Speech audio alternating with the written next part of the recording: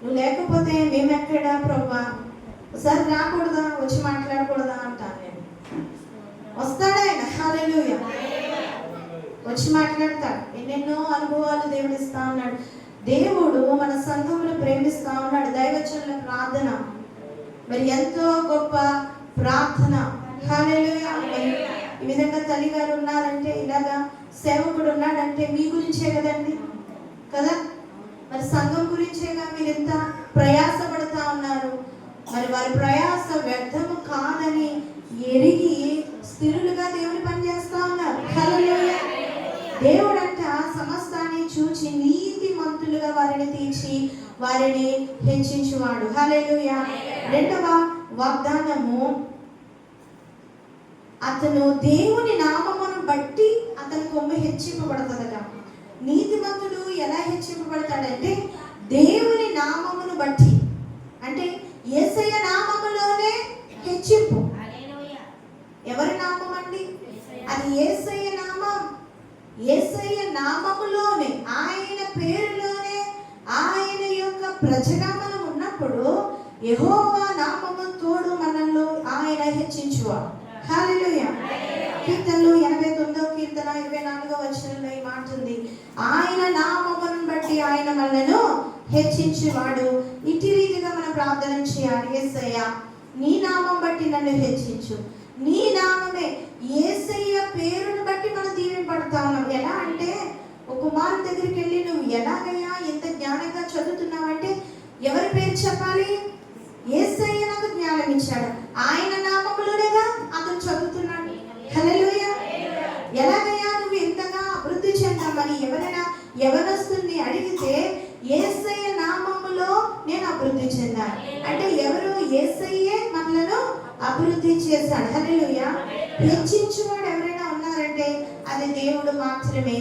ఈ ప్రార్థన రెండో వాగ్దానము ఏం ప్రార్థన అంటే, ఆయన నామములో, యేసయ్య నామములో హెచ్చింపు కలిగిన స్థితి మాకు కావాలి. హల్లెలూయా.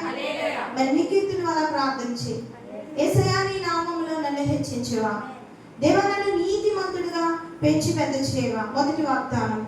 రెండవది, యేసయ్య నీ నామములో నన్ను హెచ్చించు. నేను చదువుకునే స్కూల్లో నన్ను హెచ్చించు, నా కుటుంబంలో నన్ను హెచ్చించు, ఈ పరిచర్యలో నన్ను హెచ్చించు, నీ తలాంతులతో నన్ను నడిపించు అని దేవునికి ప్రార్థన చేస్తే యేసయ్య నామములో ఆ బిడ్డను దేవుడు హెచ్చించుటకు ఆయన నామము దిగి వస్తాడు. ఎలీషా అంటాడు, నా రథములు నా రౌతులు నీవే అంటాడు ఏలియా. ఏలియాతో మాట్లాడని నీ యొక్క 2 పాలు ఆత్మను నాకు దయచేవాడు. ఎందుకలా అన్నాడు? ఏలియా యేసుక్రీస్తు ప్రభు వారి యొక్క, లేదంటే యెహోవా దేవుని యొక్క తండ్రి కుమార పరిశుద్ధాత్మ దేవుని యొక్క శక్తిని కలిగి ఉన్నాడు. హల్లెలూయా. అందుకే అంటాడు, నా రథములు నా రౌతులు నీవే, నీవే ప్రభువా, నా రథం నా రౌతులు నీవే, నన్ను నడిపించువాడువు, కూర్చోబెట్టువాడువు, ప్రయాణం చేయించువాడువు, జ్ఞానం ఇచ్చేవాడువు నువ్వే. హల్లెలూయా. మరి ఆ బిడ్డున్నాడు, ఇప్పుడు దేశ విదేశానికి ఆ బిడ్డను దేవుడు నడిపించాలంటే యేసు నామములో నడిపిస్తాడు. ఈరోజు చెప్పిన వాగ్దానం ఏది పోదండి. దేవుడు ఆ స్థితి ఇస్తాడు. ఏ దేశంలో ఉండాలి, ఏ ప్రాంతంలో ఉండాలి, ఎక్కడ హెచ్చింపబడాలి, మంచి ఉన్నతమైన స్థితి ఎవరు ఇవ్వగలరండి? దేవుడు మాత్రమే ఇవ్వగలడు. హల్లెలూయా. మరి 13వ సంవత్సరం పుట్టినరోజు మరి ఇప్పుడు వచ్చాడు మనోడు టీనేజ్కి. హల్లెలూయా.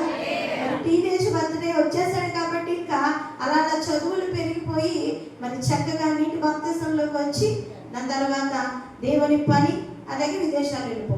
హల్లెలూయా. అక్కడి నుంచి మళ్ళీ వస్తూ ఉండు. అప్పుడు నిక్కితో వచ్చాడని చెప్పి ఫ్లెక్స్ వేస్తారు అనమాట. హల్లెలూయా. సంఘం అంతా కలిసి మంచిగా నీకు వెల్కమ్ చెప్తారు. అట్టి స్థితిలో దేవుడు నిలబెడతాడు. పరిశుద్ధ ప్రార్థనా మందిరంలో మాకున్న గొప్ప సాక్ష్యం ఏంటంటే, మా బిడ్డలు కూడా ఇప్పుడు లైవ్లో వింటారు, మా సంఘం వింటారు. మేము ఏది ప్రకటించినా అది జరిగిపోయింది. హల్లెలూయా. పాస్టమ్మ గారు ఇది జరగలేదండి అన్నది మేము ఎక్కడ వెళ్ళా, అన్నీ చేశాడు ఆయన, ఇది చేస్తాడు. హల్లెలూయా. మంచిగా అభివృద్ధిలోకి దేవుడు నిలబెడతాడు. అయితే ఇవన్నీ జరగాలంటే పుట్టినరోజు ఫోటో పెట్టాలి. ఫోటో లేకపోతే ఆయన ఏం చెప్తాడండి? ఇప్పుడు ఎలా ఉండబట్టి మేము బట్టి ఇవన్నీ దేవుడు మాట్లాడుతూ ఉంటే చెప్పడానికి వీలుంది. అదే కూటం పెట్టకుండా మమ్మల్ని ఆహ్వానించకపోతే మేము ఈ మాట పట్టుకు రాలే. హల్లెలూయా. కాబట్టి మరి మంచిగా ఈ పుట్టినరోజు కూడికి ఏర్పాటు చేసి ఈ విధంగా దైవ దాసులను ఇక్కడికి పిలిచారు. నేను దేవుని మాటలు పట్టుకుని మీ మధ్యకు రావడం జరిగింది. హల్లెలూయా. మరి రెండవదిగా యేసయ్య నామములో ఇతడు హెచ్చింపబడతాడు. మూడవది చూద్దాం. కీర్తనలు 112 కీర్తన 9వ వచనంలో వాడు దాతృత్వము కలిగి బీదలకిచ్చును, వారి నీతి నిత్యము నిలుచును, వాడి కొమ్ము ఘనత నుండి హెచ్చింపబడను. హల్లెలూయా. మరి మంచి వాగ్దానం మా వదిన అసలు మర్చిపోకూడదు. చక్కగా గుండెల మీద రాసుకొని ఈ వాగ్దానం చూడండి. వాడు దాతృత్వము కలిగి బేదలకు ఇచ్చును. హల్లెలూయా. బేదలకు ఇవ్వాలంటే ముందు మనకు ఉండాలి కదా. మనకు ఉండాలంటే నువ్వు నీతిగా జీవించాలి. యేసయ్య నామములో నువ్వు హెచ్చింపబడినప్పుడు నువ్వు బేదలకు ఇస్తావు. హల్లెలూయా. నీతిమంతులుగా నువ్వు ఉండి యేసయ్య నామములో నువ్వు హెచ్చింపబడినప్పుడు వాడు అసలైనోడు. వాడు ఆ విధంగా నిక్కితుంటాడు. హల్లెలూయా. మరి అందరికి బేదలకు ఇచ్చే స్థితిలో దేవుడు ఆ బిడ్డను ఉంచబోతా ఉన్నాడు. ఆ అమ్మకి దుఃఖం వచ్చేస్తుంది. హల్లెలూయా. తప్పనిసరిగా దేవుడు ఉంచుతాడు. బేదలకి దాతృత్వము కలిగి మరి అతని ఇంటక ఎవరు వచ్చినప్పటికీ వారిని ఖాళీ కడుపుతో పంపించడం. మా అన్నయ్య ఎప్పుడు కూడా ఎదుటి వారి కడుపు నింపే స్థితిలోనే ఎప్పుడు ఉండేవాడు. సమృద్ధిగా బంధువులు వస్తే మా ఇంటికి వాళ్ళ కడుపు నిండిపోయి వాళ్ళు అనేవారు, బాబు ఇంత తింటేటండి బాబు అనేవాడు. హల్లెలూయా. మంచిగా భోజనం పెట్టి పంపిస్తూ ఉండేవాళ్ళు. మరి ఆ స్థితిలో మరి నిఖిత్ కూడా బీదలకు దాతృత్వము కలిగి బీదలకు ఇచ్చే స్థితిలో దేవుడు అతని నుంచి పోతా ఉన్నాడు. అతని నీతి నిత్యము నిలుచును, వాని కొమ్ము ఘనత నుండి హెచ్చింపబడును. ఘనత, కొమ్ము, అధికారము, అది ఘనత. హల్లెలూయా. ఘనత పొంది హెచ్చింపబడును. ఇప్పుడు ఈ బిడ్డ కొంతమందికి తెలిసేమో, దేవుడు ఘనత ఇస్తే ప్రపంచానికి తెలుస్తాడు. అంతేగా, దేవుడు ఘనతనిస్తే ప్రపంచానికి వరుణ్ కుమార్ గారు పద్మ గారి యొక్క కుమారుడు ప్రథమ కుమారుడని చూడండి ఎంత ఘనత వస్తుంది. ఎవరు ఈ పిల్లోడంటే పలానా వాడు తల్లిదండ్రులు అంటారు. ఆ ఘనత ఎవరు ఇవ్వాలండి? దేవుడు ఇవ్వాలి. మరుగులు పడిపోయిన తల్లిదండ్రులను లేవనెత్తువాడు బిడ్డల ద్వారా దేవుడే. హల్లెలూయా. ఇవన్నీ జరగాలంటే నువ్వు నీతిమంతులుగా ఉండాలి. యేసయ్య నామములో నీకు హెచ్చింపు కలగాలి. అప్పుడు నువ్వు బీదలకు ఇస్తావు. అప్పుడు నీ పేరు, నీ ఘనత ఆశీర్వాదకరంగా దేవుడు హెచ్చిస్తాడు. హల్లెలూయా. మరి రాజకుమారుడుగా ఉన్నాడు ఈ రోజు ఆ షేర్వాణిలో. మరి అట్టి స్థితిని దేవుడు మంచిగా ఆశీర్వాదకరంగా బిడ్డకి దేవుడు ఇవ్వాలి. హల్లెలూయా. దేవుడు మంచిగా కృప వెంటడి కృపతో దేవుడు దీవించాలి. హల్లెలూయా. మరి 4వ వాగ్దానము ఆదికాండము 26వ అధ్యాయము 17వ వచనము. ఇస్సాకు ఆ దేశమందున్న వాడే విత్తనము వేసి ఆ సంవత్సరము 100 ఫలం పొందెను. యెహోవా అతనిని ఆశీర్వదించెను గనక ఆ మనుష్యుడు గొప్పవాడయ్యను. ఇస్సాకు తండ్రి ఎవరండి? అబ్రహాం.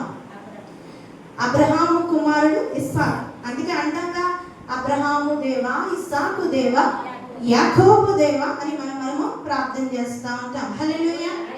ఇక్కడ ఇస్సాకు అబ్రహాము కుమారుడు.